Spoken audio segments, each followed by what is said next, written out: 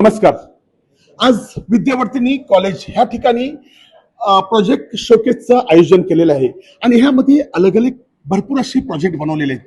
परंतु आम्ही आता इथे बघितलं तर इथे एक असा प्रोजेक्ट आहे की वसई विरार शहर महानगरपालिकेच्या सध्या त्यांच्याशी निगडीत म्हणजे आपला एरियामध्ये जो ओला कचरा आणि सुका कचरा ह्याचं आज मोठं एक आव्हान आपल्यासमोर उभं आहे आणि ह्याच्यातून रस्ता कसा काढावा हा या विद्यार्थ्यांनी त्यांच्या कल्पकतेतून आणि शिक्षकांच्या कल्पनेतून आणि शिक्षकांच्या मार्गदर्शनाखाली त्यांनी हा प्रोजेक्ट बनवलेला आहे.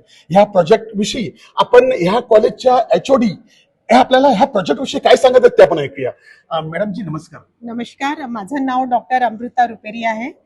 मी हेड ऑफ द डिपार्टमेंट आहे इलेक्ट्रॉनिक्स अँड टेलिकम्युनिकेशन इंजिनिअरिंग डिपार्टमेंटची. आम्ही मुलांना भरपूर प्रोजेक्ट दिले. त्या प्रोजेक्ट थ्रू मुलं सोसायटीला काय किती कॉन्ट्रीब्यूट करू शकतात त्याबद्दल मुलं प्रोजेक्ट करतात under the guidance of faculty.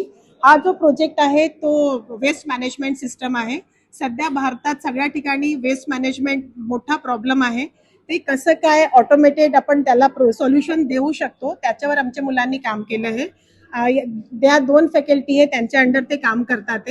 हे आहे डॉक्टर आशिष वनमाली आणि या डॉक्टर शाइस्ता खाना मॅडम आहे. याच्या अंडर ही मुलं कामं करतात. सर तुम्ही हे प्रोजेक्ट बनवताना तुम्ही काय कल्पना मुलांना दिली?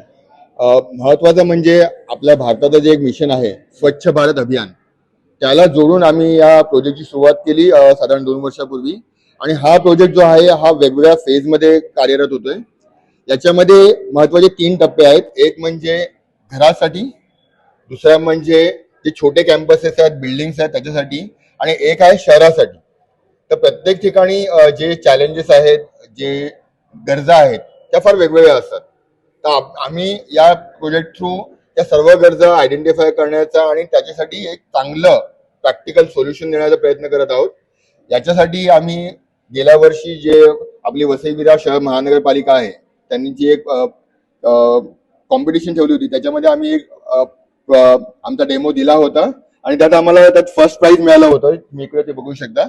आणि त्याच्यावरून आम्हाला याच्यामध्ये अजून स्फूर्ती मिळाली आणि सध्या आम्ही 3 प्रकारचे मॉडेल्स आता डेव्हलप केलेले आहेत. तर तुम्ही इकडे बघू शकता की इकडे एक छोटं मॉडेल जे दिसतंय ते मॉडेल आहे घरच्यासाठी म्हणजे टचलेस डस्टबिन. म्हणजे ती डस्टबिन तुम्हाला काही करावं लागत नाही. ती ऑटोमॅटिक तुम्ही त्याच्या जवळ गेलात का ती ओपन होते. त्याच्यामध्ये तुम्ही कचरा टाका, ती भरली का तुम्हाला तुमच्या मोबाईलवर अलर्ट येतो की बाबा तुमचं डस्टबिन भरलेलं आहे. दुसरं एक मॉडेल आहे जे कॅम्पससाठी आहे. म्हणजे तुमच्या बिल्डिंगमध्ये वेगवेगळ्या ठिकाणी तुमचे डस्टबिन्स असतात. त्याच्यामध्येही जसे ते भरत जातील तसं कुठलं डस्टबिन भरलेलं आहे याचं तुम्हाला अलर्ट येईल आणि मग तुम्ही तुमचे जे कामगार आहेत त्यांना तुम्ही सांगू शकता की बाबा हा डस्टबिन भरलेला आहे किंवा त्यांच्या मोबाईलवर त्यांना नोटिफिकेशन येईल की हे डस्टबिन भरलेले आहेत. मग तो कामगार जाऊन ते डस्टबिन उचलेल, रिकामं करेल, परत ठेवेल. त्याच्यामुळे काय होईल की कमी लोकांमध्ये तुम्ही ते वापरू शकता. आणि तिसरा महत्वाचा प्रॉब्लेम जो आपले टुरिस्ट स्पेसेस आहेत आणि जे पब्लिक डस्टबिन्स असतात त्याच्यासाठी आम्ही 3rd मॉडेल तयार केलंय ज्याच्यामध्ये आम्ही लॉरा वापरतोय. त्याच्यामध्ये तुम्हाला जीपीएस ची वगैरे गरज नाहीये, तुम्हाला वायफायची गरज नाहीये. कुठेही तुम्हाला ते सिग्नल मिळू शकतो आणि मग ती जी सिस्टम आहे ती जी आपली टेम्पोज असतात जे कचरा उचलतात त्यांच्याशी कनेक्टेड असणार आणि मग ते काय करणार की तुम्हाला एक शॉर्टेस्ट पाथ देणार की तुम्ही कचरा कुठून कुठून उचलला पाहिजे आणि कोणत्या ऑर्डरमध्ये उचलला पाहिजे जेणेकरून तुमच्या फ्युएलची म्हणजे डिझेलची सेव्हिंग होईल. जर तुम्ही ती पूर्ण सिस्टम वापरली तर साधारणपणे दिवसाकाठी प्रत्येक जे ट्रक आहे टेम्पो आहे त्यांनी जर 10 लिटर डिझेल जरी वाचवलं तर एका टेम्पो मागे साधारणपणे 1000 रुपये तुमचे वाचतील. असे तुमचे 10 टेम्पो असतील तर तुमचा दिवसाला 10,000 रुपये सेव्हिंग होऊ शकतं. तर या प्रकारे आम्ही तो प्रोजेक्ट चालू केला. मग त्याच्यामध्ये अजून एक चॅलेंज जो होता की वेट आणि ड्राय वेस्ट. कारण आपल्याकडे सध्या काय होतं की आपण ते वेस्ट जमा करतो, आपल्या डम्पिंग ग्राउंडला घेऊन जातो आणि मग तिकडे सेग्रिगेशन होतं. Why not separated at the start. म्हणजे जिकडे जे बनतंय तिकडेच तुम्ही जर सेपरेट केलं तर आपण डायरेक्ट ते ड्राय वेस्ट जे आहे ते आपण योग्य ठिकाणी पाठवू शकतो. वेट वेस्ट आहे तर आपण एखादं खत प्रोडक्टचा प्लांट वगैरे असेल तर तिकडे पाठवू शकतो. मेटल आहेत तर आपण ते रिसायकलिंगला पाठवू शकतो. तर या प्रकारे आम्ही तिसरा एक प्रोटोटाईप पण चालू आहे. तर पूर्ण म्हणजे आपली जी स्वच्छ भारत अभियानासाठी ज्या ज्या गरजा आहेत त्या सर्व आम्ही फुलफिल करण्याचा प्रयत्न करतोय आणि आमचे विद्यार्थी आहेत जे वेगवेगळ्या स्तरावर याच्यावर काम करतात. तर सध्याच्या घडीला साधारणपणे 4 प्रोजेक्ट्स आहेत सायमल्टेनियसली चालू आहेत. मॅडम तुम्ही काय सांगाल ह्या प्रोजेक्ट विषयी? सर हमने ये बनाया है मेनली सर 2-3 इयर्स पहले एक बार वीवीएमसी से हमारा एक इंट्रोडक्शन हुआ था। सो उसमें उन्होंने बताया था कि वेस्ट जो अभी फ्लडिंग होती है वसई में, तो उसके लिए और तो कचरा जो है वो बहुत इम्पोर्टेंट है और कलेक्ट करना बहुत इम्पोर्टेंट है। तो उनको सिस्टम चाहिए था कि जहाँ पर उन्हें एक सिस्टम मिले जिसके थ्रू उन्हें मालूम पड़े कि कहाँ पर ज़्यादा हो रहा है, कहाँ पे कम। देयर आर जोन्स जहाँ पे बहुत ज़्यादा मतलब कचरा है, बट वहाँ पे कलेक्शन का टाइमिंग फिक्स्ड है।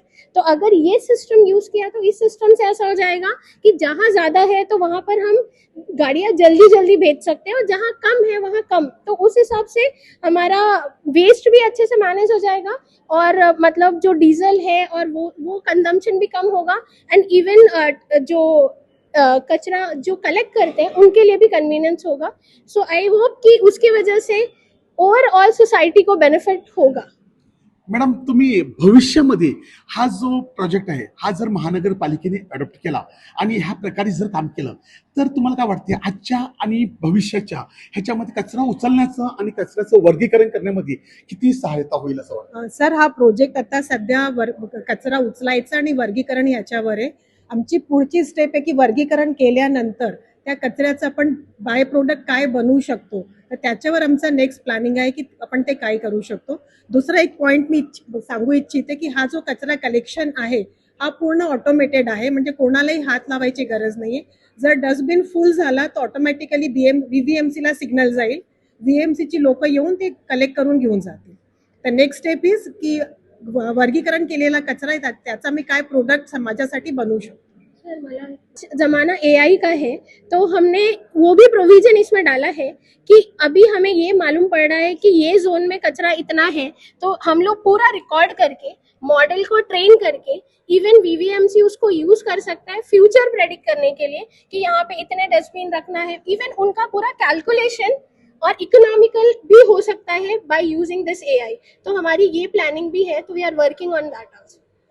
आता शिक्षकांनी विद्यार्थ्यांना सर्व समजावून झाल्यानंतर विद्यार्थ्यांनी हा प्रोजेक्ट बनवताना ह्यांना कोणते कोणते संकटाशी सामना करावा लागला किंवा कोणत्या कोणत्या चॅलेंजला त्यांना समोर जावं लागलं याविषयी आता विद्यार्थी बोलतील. काय तुम्ही काय सांगाल? तुम्ही हा प्रोजेक्ट बनवताना तुम्हाला कोणत्या कोणत्या कल्पना शिक्षकांनी दिल्या आणि तुमच्या मनात अजून नाविन्यमय कल्पना कोणत्या आल्या? सुरुवातीला तर असं आलं की कम्युनिकेशन म्हणजे डस्टबिन पासून आणि म्हणजे जर का बीएमसी मध्ये एक कामगार बसलेला असेल तर त्याच्यापर्यंत कसा पाठवायचा तोच मोठा प्रश्न होता. तर आम्ही रिसर्च करत गेलो आम्हाला एनआरएफची एक आयडिया आली. त्याच्यानंतर शिक्षकांनी सजेस्ट केलं की तुम्ही लॉरा बेस्ड कम्युनिकेशन वापरा. असं करत करत आम्ही कम्युनिकेशन डेव्हलप केलं. त्याच्यानंतर मग असा प्रश्न आला की आता डिटेक्शन तर होत आहे, बट जर का वेदर कंडिशन चुकीचे असतील म्हणजे आता पाऊस पडतोय तर पाऊस पडत असेल तर कसं हँडल करायचं, त्यासाठी आम्ही आता असे सेन्सर्स वापरतोय जे की वॉटरप्रूफ पण आहे. तुम्ही काय बोलता? आप क्या बोलेंगे?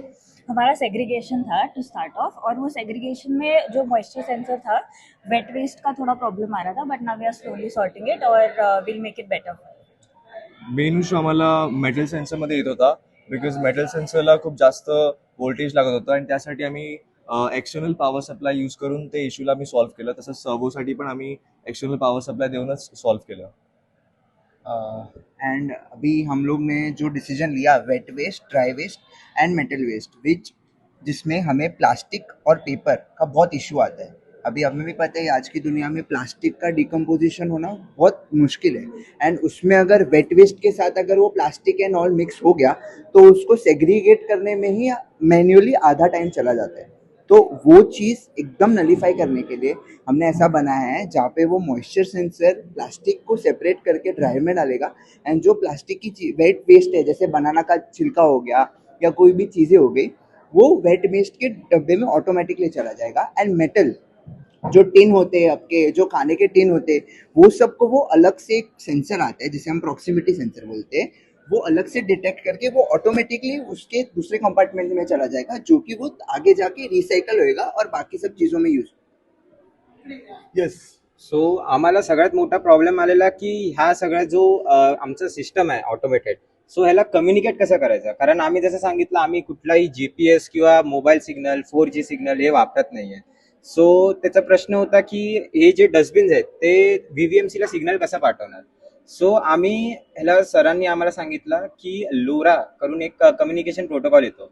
सो हा कम्युनिकेशन प्रोटोकॉलचा ही लाईक बाब आहे की 40 किलोमीटर पर्यंत याची कम्युनिकेशन रेंज आहे आणि ही लायसन्स फ्रिक्वेन्सी नाही आहे इंडियामध्ये.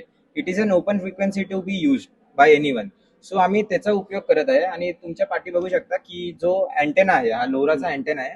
हा जो बिल्डिंग आहेत व्हीव्हीएमसीची जी बिल्डिंग असेल सो त्याच्यावर लागणार आहे आणि ह्या अँटेनाला जे पण डस्टबिन जे आहेत ते सगळा डेटा त्यांचा गॅदर करणार. जे पण बॅटरी लेवल आहे जितका कचरा भरलेला आहे ते ह्याला जाणार आणि इथून आमच्या जे डेटाबेस आहे व्हीव्हीएमसी कडे जो असणार तर त्याला तिथे डेटा जाणार आणि तिकडून पुरी सिस्टम जी आहे ती ऑटोमेटेड आहे. तर आम्ही सिस्टम असं बनवलंय की जर व्हीव्हीएमसी मध्ये कोण ॲडमिन पर्सन बसलाय आणि ॲडमिन पर्सन ड्रायव्हरला असं असाइन करणार टास्क की डस्टबिन कलेक्ट करायचे. तर डस्टबिन कलेक्ट करणार. If admin person driver collect करेल तर डस्टबिन टिल्ट झालंय असं समजून तो ॲडमिन डॅशबोर्डला सिग्नल पाठवणार की डस्टबिन कलेक्ट झालं. तर आपण ऐकलं ह्या ठिकाणी वर्तक महाविद्यालयाच्या सर हे आम्ही आमच्या कॉलेजसाठी प्रोटोटाईप बनवलेला आहे. हा वर्किंग प्रोटोटाईप आम्ही कॉलेजसाठी बनवला आहे. याच्यामध्ये मेन फीचर काय आहे की आम्ही वायफाय म्हणजे इंटरनेटवरती डिपेंडेंट नाही राहत. विदाउट इंटरनेट डिपेंडेंटली पण आपण काम करू शकतो. म्हणजे जिकडे आपल्याला नेटवर्क नाही भेटत तिकडे पण तो काम करू शकतो असं. तर आपण आता ऐकलं विद्यावर्धिनी इंजिनिअरिंग कॉलेज ह्या मुलांनी आज नाविन्यमय असा प्रोजेक्ट बनवलेला आहे आणि ह्या प्रोजेक्टमधून त्यांनी असं दाखवलेलं आहे की आजच्या वसईला काय गरज आहे. आजच्या वसईला ज्या ठिकाणी कचऱ्याचा एवढा मोठा डम्पिंग ग्राउंड देखील कमी पडू लागलेला आहे अशा ठिकाणी सर्व कचरा ऑटोमॅटिक वर्गीकरण झालं पाहिजे. वर्गीकरण झाल्यानंतर जी डस्टबिन भरलेली आहे ती महानगरपालिकेला त्याचं कनेक्शन देखील होणार आहे आणि त्यांना कळणार आहे की इकडचं डस्टबिन भरलेलं आहे. त्यानुसार आपल्या ज्या कचरा उचलण्यासाठी गाड्या फिरत आहेत त्या गाड्या देखील अशा पद्धतीत फिरतील की त्यांचा फ्यूल देखील कमीत कमी वापर झाला पाहिजे. म्हणजे आज ह्या मुलांनी भविष्याची वसई कशी असावी ह्यामध्ये पावसाचं पाणी देखील साचू नये त्यासाठी इकडचा कचरा कसा उचलला जाईल. त्याच प्रकारे वसईतील ज्या ज्या बिल्डिंग मध्ये अजून नवीन बिल्डिंग आणि नवीन घर होणार आहेत त्याच्या समोरचा कचरा उचलण्याचा मोठा जो समस्या आपल्या महानगरपालिकेला होत आहे ती कशी सहजरित्या तो कचरा उचलला जाईल ह्यासाठी पुरेपूर प्रयत्न केलेला आहे आणि त्यासाठी ह्या सर्व टीचर्स आणि सर्व मार्गदर्शकांनी देखील त्यांना पुरेपूर मार्गदर्शन केलेलं आहे. आता भविष्यात ह्याचा वापर कसा होतो हो आपण आता बघूया. वसई लाईव्ह न्यूज साठी दिलीप डाबे, अब्दुल कलाम. नमस्कार.